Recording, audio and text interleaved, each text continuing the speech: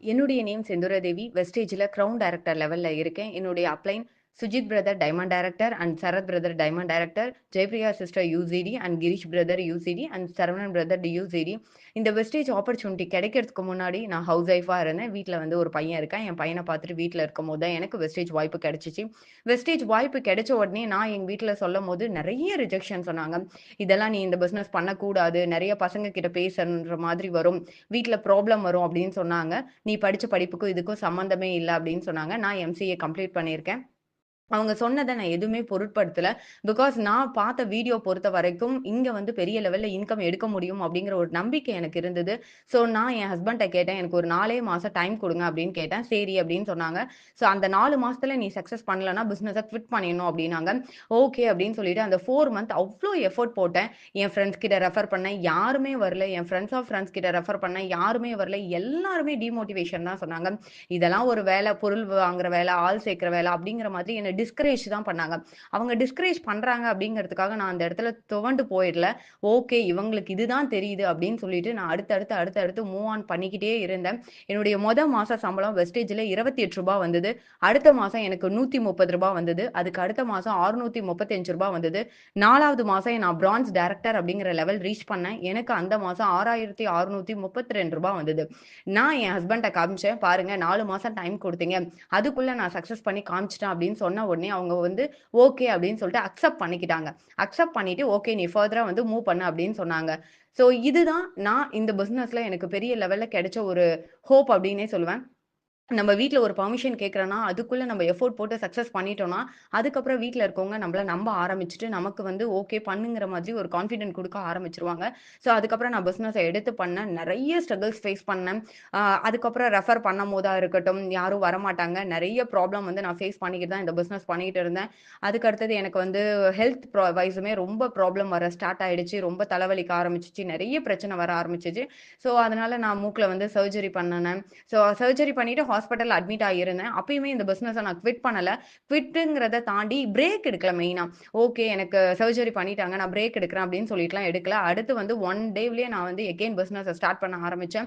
கரெக்ட்டா சர்ஜரி பண்ணி 1 மந்த்லயே நான் கன்சீவ் ஆயிட்டேன். ஸோ அதுக்கு அடுத்தது 2வது குழந்தை கன்சீவ் ஆயிட்டேன். ஸோ அப்பயுமே எனக்கு ரொம்ப உடம்பு முடியல. ஹெல்த் வைஸா ரொம்பவே சிக் ஆக ஆரம்பிச்சுட்டேன்.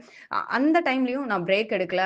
ஸோ அந்த டைம்ல தான் வந்து Saravanan brother award function announce பண்ணியிருந்தாங்க. கரெக்ட்டா 7 மந்த் நான் பிரெக்னன்ட்டா இருக்கிறச்சு, Saravanan brother award function announce பண்ணியிருந்தாங்க. அந்த அவார்ட் ஃபங்ஷன்ல இன்னொரு விஷயமும் சொல்லியிருந்தாங்க. எல்ஓபி எடுக்கிறவங்களுக்கு தனியா ஒரு அவார்ட் இருக்கு அப்படிங்கிற மாதிரி சொல்லியிருந்தாங்க. அண்ட் தென் பெஸ்ட் பெர்ஃபார்மன்ஸ் நம்ம சரவணன் பிரதரோட டீம்லயே ஒரு 6 பேத்துக்கு செலக்டடா வந்து பெஸ்ட் பெர்ஃபார்மன்ஸ் அவார்ட் குடுக்கிறதா சொல்லியிருந்தாங்க. ஸோ அதுலயும் எலிஜிபிள் ஆகணும்னு சொல்லிட்டு அவ்ளோ எஃபோர்ட் போட்டேன். தாய்லாந்து ட்ரிப்புக்கும் அப்ப அனவுன்ஸ்மென்ட் குடுத்திருந்தாங்க.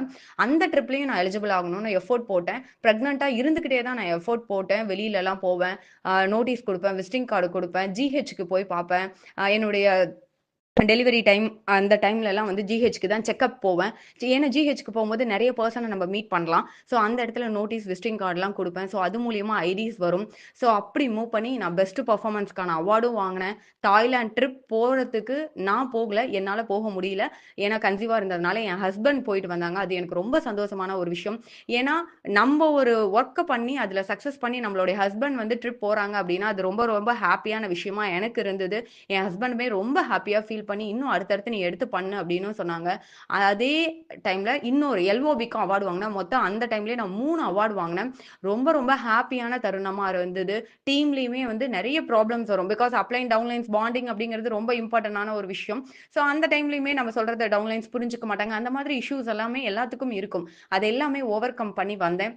இன்னொரு மெயினான ஒரு விஷயம் என்னன்னா, நமக்கு மேல இருக்க அப்ளைன். நமக்கு மேல இருக்க அப்ளைன் தான் நமக்கு எல்லாமே சொல்லிக் குடுக்குறவங்க. நெறைய பேர் பண்ற தப்பு என்னன்னா, எனக்கு மேல ஜென்ட்ஸ் அப்ளைனா இருக்காங்க. நான் போய் அவங்க கிட்ட பேசலாமா? அப்படிங்கிறதெல்லாம் யோசிக்கிறீங்க. இங்க எல்லாருமே பிரதர், சிஸ்டரா தான் பழகுறோம். நமக்கு மேல இருக்கவங்களுடைய கைட்லைன்ஸ் வந்து ஜென்ட்ஸா இருந்தாலும், லேடீஸா இருந்தாலும், என்னுடைய அப்ளைனும் ஜென்ட்ஸ் தான். ஆனா நான் அவர்கிட்ட இருந்து எல்லா கைட்லைன்ஸையும் எடுத்துக்கிட்டேன். எடுத்துக்கிட்டதுனால தான் இன்னைக்கு வந்து நான் சக்சஸ் பண்ணி நிக்கிறேன். அதுக்கு அடுத்தது அப்படியே மூவ் ஆன் ஆயிடுச்சு. என் குழந்தை பொறந்தது. குழந்தை பொறந்ததும் எனக்கு சிசேரியன் தான். தான். 2 குழந்தையுமே சிசேரியன் தான். ஒரு 60 டேஸ் தான் அம்மா வீட்ல இருந்தேன். உடனே எங்க வீட்டுக்கு வந்துட்டேன்.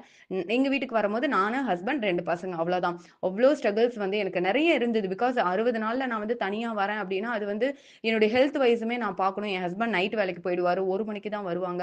அந்த மாதிரி நெறைய ப்ராப்ளம்ஸ் எல்லாம் தாண்டி தான் நான் வெஸ்டேஜ் பிசினஸ பண்ணிக்கிட்டே இருந்தேன். நான் பிரேக்கே எடுக்கல. எந்த டைம்லயும் பிரேக்கே எடுக்காம பண்ணிக்கிட்டே இருந்தேன். என் பையனுக்கு நெறைய ஹெல்த் இஷ்யூ பொறந்ததுக்கப்புறம் நெறைய அவனுக்கு ஹெல்த் இஷ்யூ வந்தது.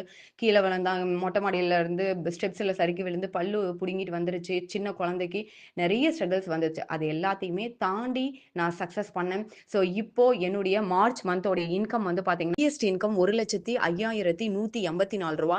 ஒரு சாதாரண ஒரு மிடில் கிளாஸ்ல இருந்த எனக்கு 1,00,000 இன்கம் அப்படிங்கிறதெல்லாம் பெரிய விஷயம்.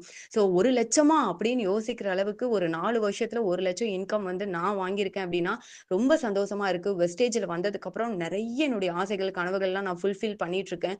எனக்கு வந்து நான் கோல்டு செயின் எடுத்தேன், கோல்டு தோடு எடுத்தேன். லேண்ட் வந்து ரூ. 15,00,000 மதிப்புள்ள லேண்ட் வாங்கணும். ஸோ இது எல்லாமே வெஸ்டேஜ்ல மட்டும் தான் பாசிபிள். வெளியில இருந்தேன்னா என்னால வந்து ஒரு லேண்ட் வாங்க முடியுமான்னா, வாங்க முடியாது. ஏன்னா, அந்த அளவுக்கு எனக்கு வருமானம் வராது. 10,000, 9,000 தான் எனக்கு வருமானம் வரும். ஆனா வெஸ்டேஜ்ல இப்ப எனக்கு இன்கம் சூப்பர் இன்கம் வந்துட்டுருக்கு. ஸோ அதனால என்னுடைய ஆசைகள், என்னுடைய ஹஸ்பண்டுக்கு நெறைய கோல்ஸ் நான் வாங்கி குடுத்துருக்கேன். ரொம்ப ஹேப்பியா இருக்கு. நான் எல்லா ஹவுஸ் ஒய்ஃப்க்குமே சொல்றேன், வெஸ்டேஜ் வாய்ப்ப விட்றாதீங்க. வீட்ல இருந்துகிட்டே நம்ம குழந்தைங்களையும் பார்த்துக்கிட்டே ஒரு பெரிய லெவல்ல இன்கம் எடுக்க முடியும்னா, அது வெஸ்டேஜ்ல மட்டும் தான் பாசிபிள்.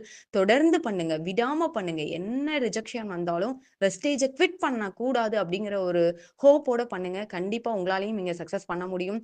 நமக்கு வந்து அழகா சரவணன் பிரதர் மீட்டிங் ட்ரெய்னிங் எடுத்துக் குடுக்குறாங்க. 8 டூ 9 அந்த மீட்டிங் ட்ரெய்னிங்ல உங்களுடைய டீம் மெம்பர்ஸ நம்ம பார்க்க வச்சோம் அப்படின்னாலே போதும். டீம் வந்து சூப்பரா, ஃபாஸ்ட்டா குரோத் ஆகும். எனக்கு இந்த வாய்ப்ப குடுத்த சரவணன் பிரதருக்கு அண்ட் என்னுடைய டீம் மெம்பர்ஸ்க்கு எல்லாத்துக்குமே நான் தேங்க்ஸ் பண்ணிக்கிறேன். Thank you so much. Wish you wealth.